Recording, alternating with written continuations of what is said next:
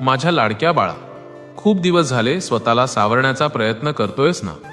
डोळे मिटून घे आणि तुझ्या मनाचा तो आरसा एकदा स्वच्छ कर. आज मला तुझ्याशी खूप काही बोलायचं आहे. असं काही जे ऐकल्यावर तुझ्या काळजावरचं ओझं कायमचं हलकं होईल. बाळा, तू असा विचार करतोयस ना की तुझ्याच नशिबात इतका त्रास का? तू तर कोणाचं वाईट केलं नाहीस, मग तुलाच का इतका मानसिक त्रास सहन करावा लागतोय?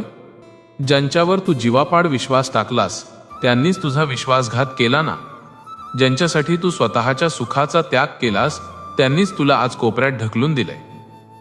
पण बाळा, एक गोष्ट मनाशी पक्की गाठ बांधून ठेव की तू एकटा नाहीस. जेव्हा जेव्हा तुला वाटलं की आता श्वास घेणंही कठीण झालंय, तेव्हा तेव्हा मी तुझ्या पाठीशी सावलीसारखा उभा होतो. जेव्हा तुला वाटलं की आता तुझा रस्ता हरवलाय, तेव्हा तुला योग्य दिशा दाखवणारा तो प्रकाश माझाच होता. आजवर तू जगाची मनं जपली, पण तुझ्या तुटलेल्या मनात